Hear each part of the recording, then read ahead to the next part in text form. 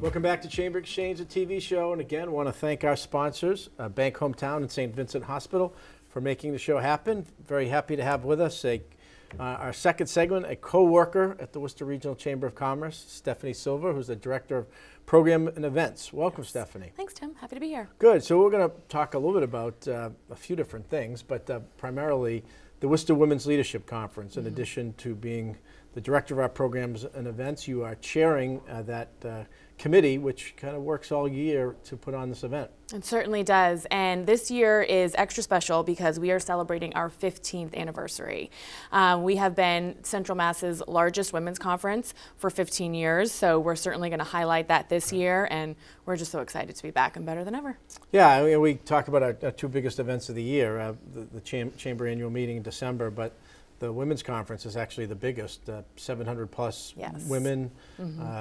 Gather for the course of the day at the DCU Center and take advantage of a whole bunch of programming that's designed around professional and personal development and growth.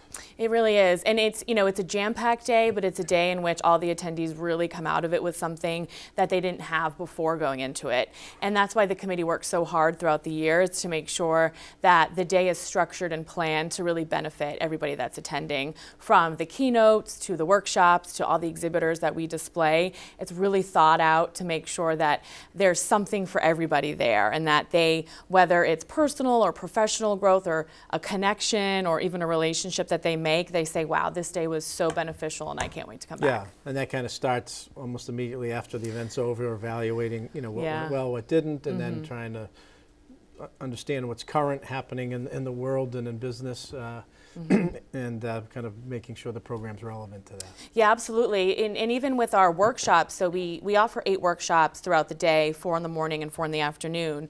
And those are really pivotal to make sure that they are relevant. This year we added in a workshop called Demystifying AI, which we know is very prevalent right now in business. So some people, whether you're a small business owner or you're in big corporate business, you're like, what is this and how can I learn more about it? So we're really excited to offer something like that.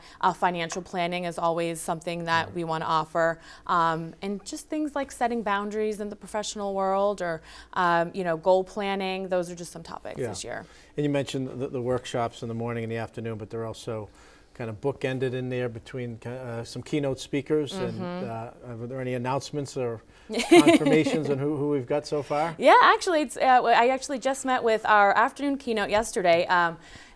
Professor Maya, she is a TEDx speaker, she's an author, she's a sociologist, and she's going to be talking to all the attendees about the stopping apologizing and then confidence. So her book is Girl Stop Apologizing, so that's going to be the theme of her talk.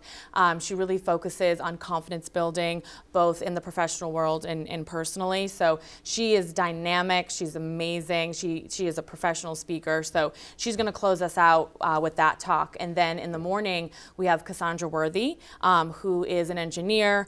She is also an author, and she runs a globally known consulting group called Change Enthusiasm, and she was also featured on the Fortune 100 Innovation Leader list. So tons of stuff and information that these attendees are going to get from. Some people flying in to come to the Worcester to talk to the crowd. And you mentioned kind of the exhibitor marketplace, and there's a women's health corner. Talk a little bit about that. Yeah, absolutely. So we have 2 different sections. So the first is right outside the Grand Ballroom. We have 40 exhibitors, and that is sold out.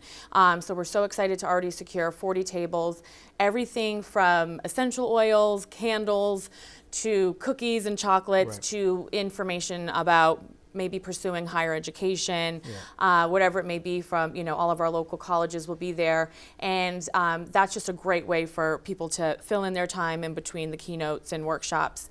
And then the Women's Wellness Corner, something that we started last year. We got great feedback from it, so we're really excited to bring it back this year.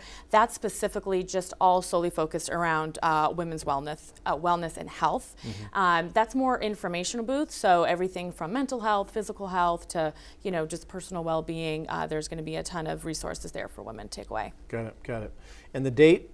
May 2nd at the DCU Center. DCU, and it's the type of thing that does get sold out. Yeah, so the tickets are flying.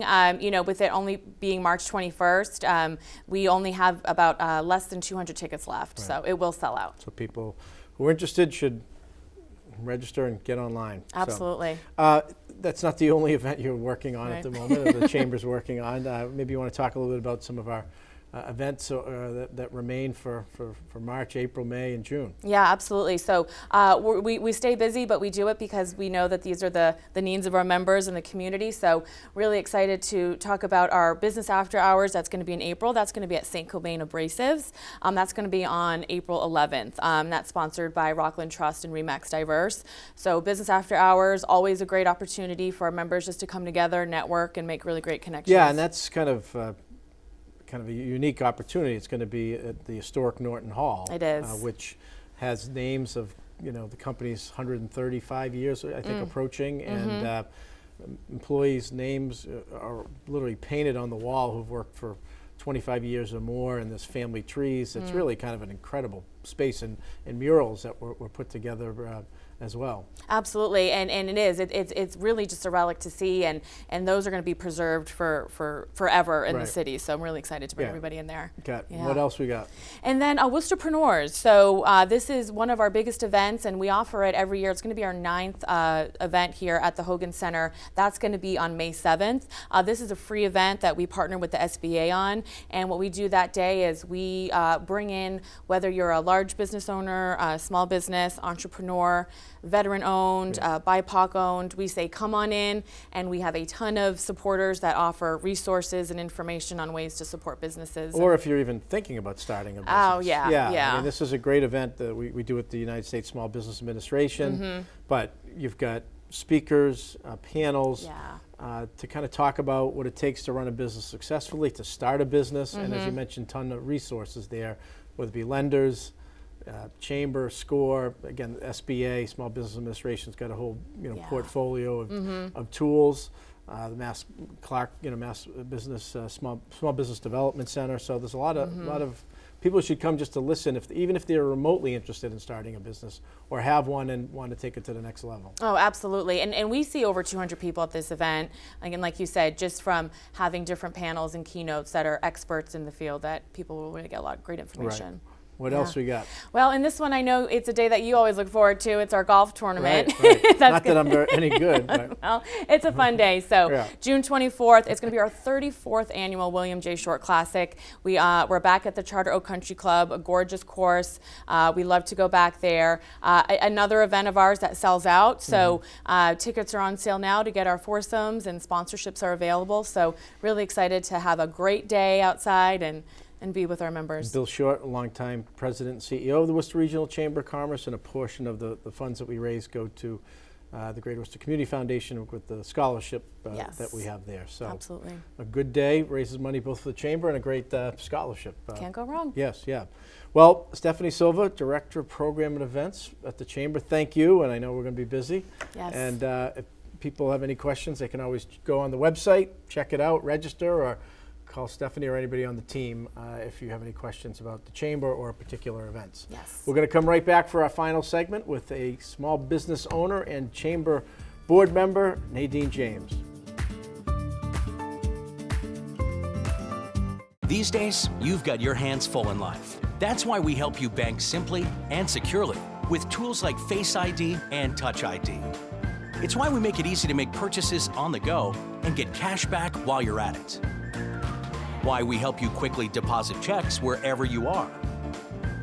And it's why we lend a hand with sending and receiving money right from your phone. So even when you're on the move, you can manage your finances. Bank Hometown. Unlock your potential. This is Radio Worcester. Local talk, local news, local events. We got it, and we've got opinions that you're going to want to hear. That Worcester will be thought of and spoken about. We're live every morning, 6 to 10 a.m., and if you can't catch us then, you can find us online, day and night, at radioworcester.com. This is your town.